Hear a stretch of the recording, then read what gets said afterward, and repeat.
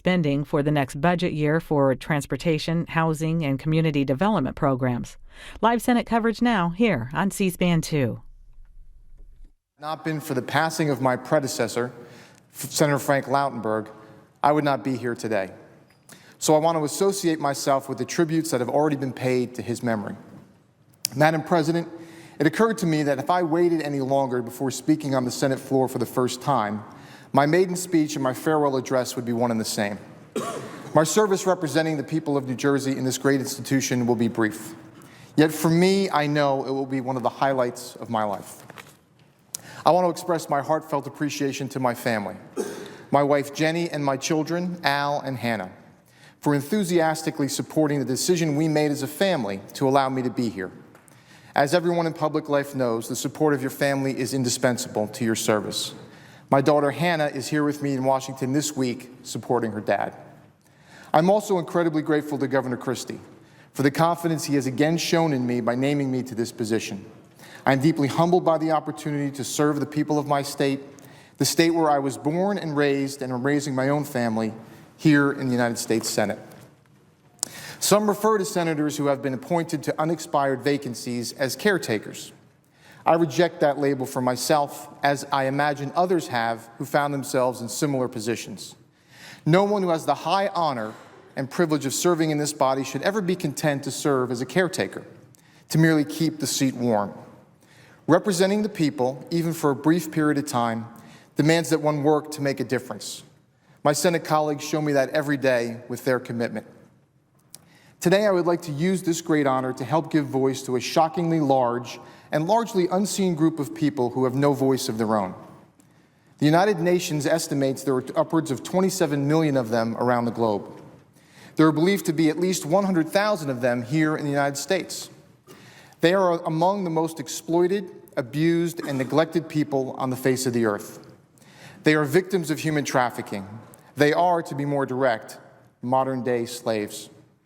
Over the course of my career, both as an assistant U.S. attorney and, more recently, as the Attorney General of New Jersey, I have come face to face with the terrible misery of human trafficking. The faces of its victims are haunting. They are often young, and more often than not, they are female. They come from every corner of the world, but especially from those places where poverty and want define day-to-day existence. They are exploited by human predators that have no respect for the law and no respect for basic decency. Often lured by their captors with empty promises of a better life, the victims are instead utterly betrayed. These victims are robbed of their youth, their freedom, their dignity, their health, and sometimes even their lives. They must not be forgotten. They must not be robbed of justice. Human traffickers, the purveyors of the modern-day slave trade, do enormous harm to their victims. When these victims are used in the promotion of such crimes as prostitution and child pornography, they are also debasing our neighborhoods and our families. As they exploit the victims by forcing them to labor for little or no money in a wide variety of workplaces and appalling circumstances, they are also exploiting employers who offer good jobs at fair wages and safe working conditions. And as they abuse their victims in ways too horrible to contemplate, they are also abusing our commitment as a society to honor the dignity of every human being. My first exposure to fight against human trafficking goes back to my tenure as an assistant U.S. attorney in New Jersey. And as New Jersey's Attorney General, I made this fight a priority, issuing a directive on human trafficking to sharpen New Jersey's focus in the fight against this terrible crime by channeling more resources and greater attention to the problem. This effort is already producing results. Just over a week ago, the New Jersey Attorney General's office arrested 6 people in Lakewood, New Jersey, and charged them with various human trafficking and other offenses. Accused of running a sophisticated network that brought dozens of women into the United States from Mexico to work in illegal brothels. Those arrested in Lakewood will now face new, tougher penalties if convicted. And their victims have been saved from the degradation their captors were subjecting them to. As satisfying as it is to see justice done to the traffickers, there is even a greater sense of accomplishment in restoring freedom to those who are held brutally in bondage. There are, of course, efforts underway to find and prosecute human traffickers both at home and abroad, as well as efforts to identify and aid the innocent victims of human trafficking. The Department of State's Office to Monitor and Combat Trafficking in Persons leads our nation's efforts to combat human trafficking around the world. The Department of Homeland Security's Blue Campaign works with law enforcement, state and local governments, various non-governmental organizations, and other private groups to provide information, training, and outreach. Countless law enforcement officers and prosecutors at every level of government are united in the fight to end human trafficking. And untold numbers of organizations and caring people have committed themselves to aiding the survivors of this terrible assault on human dignity. In this body, the Senate Caucus to End Human Trafficking, led by my distinguished colleagues, the senior senator from Connecticut, Mr. Blumenthal, and the junior senator from Ohio, Mr. Portman, helps to combat human trafficking by promoting awareness, removing demand, supporting prosecution efforts, and providing appropriate service systems for survivors. I fully support their outstanding efforts and look forward to working with them on this important issue. And there's more we can do.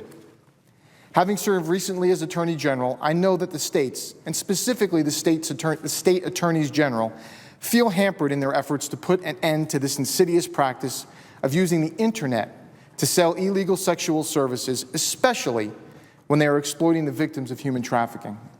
I would urge my colleagues to carefully consider any proposals that may come forward to close loopholes in the federal law that are furthering the victimization of young women being held in bondage.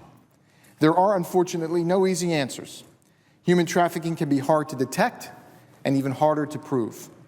It is not unusual for victims to be unaware that they are victims of a crime. Their captors are often successful at persuading their victim that what's happening to them is their own fault. And because of the incessant and violent intimidation to which victims are subjected, they may be even afraid to attempt to escape the situation they find themselves in. Fearing retaliation from their captors, or perhaps fearing that they will be deported or returned to the situation they sought to escape from in the first place, they are reluctant to seek help, or even to offer help in punishing their captors once they are freed. The challenge faced in fighting human trafficking is compounded because not enough people, even in law enforcement and the justice system, recognize it when they confront it. That is why efforts to promote greater awareness of the signs of human trafficking are indispensable to the success of this fight. And everyone can take up this cause their own way. One of the more inspiring efforts has been initiated by a group of middle and high school students from my state. In 2010, under the guidance of Dan Papa, an extraordinary social studies teacher, students at the Jefferson Middle School in Jefferson Township, New Jersey, formed an organization called Project Stay Gold. The students participating in Project Stay Gold have created a website, pieces of art, and launched an innovative mobile project to raise and spread awareness of human trafficking. The students and their teacher have set some ambitious goals for their work. One of those goals is to enlist the help of the NFL to raise awareness of human trafficking in advance of Super Bowl 48.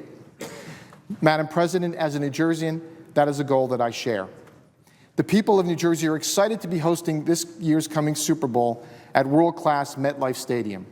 We look forward to playing the first outdoor cold-weather Super Bowl in history. But New Jersey is also determined to prevent the usual influx of victims of human trafficking who, it is widely acknowledged, have in the past been brought against their will to the host cities of large international events like the Super Bowl as part of an illegal sex trade. I will be working with everyone involved in presenting the Super Bowl, including the National Football League and the host committee, to raise awareness to eliminate this insidious practice. And I know that Mr. Papa and the students involved in Project Stay Gold at Jefferson Middle School will enthusiastically join me in that effort. Each of us, Madam President, has the opportunity to help give voice to the voiceless victims of human trafficking. That is why I intend to focus much of the time I do have in this body to advancing the goal of ending human trafficking and aiding the victims of this terrible crime. I look forward to working with all of my colleagues and with all those who share my commitment to this fight. Finally, Madam President, as someone who is new here and will not be staying long, permit me to express my appreciation to so many of my colleagues from both sides of the aisle who have been extraordinarily generous with their time, their knowledge, and wisdom in helping me meet the awesome responsibility that I've been entrusted with. Senator McConnell has been especially helpful to me. He is a leader not just by title, but by the way he conducts himself every day in this body. I also want to thank my fellow New Jersey Senator, Senator Menendez, whose collegiality and guidance have been of great assistance to me during my transition. Madam President, the Senate has long been guided by ancient traditions that have served the institution and the nation well. I trust that in the months and years ahead, it will continue to honor the practices that have caused it to be known as the world's greatest deliberative body. I will certainly try to do my part during my time here to honor those traditions and uphold the special and unique place this body holds in our system of governance. Thank you, Madam President. I yield the floor. Madam President. The Republican whip. Madam President, I just want to say briefly to our friend Senator Chiesa how much we appreciate his remarks here today. And I'm reminded, as the author of Ecclesiastes points out, time and chance happen to us all. And while he may not be with us a long time here in the Senate, I have every confidence, given his tremendous track record of public service and the confidence that Governor Christie's had in him to make this appointment, that we'll be hearing more great things about Senator Chiesa in the future.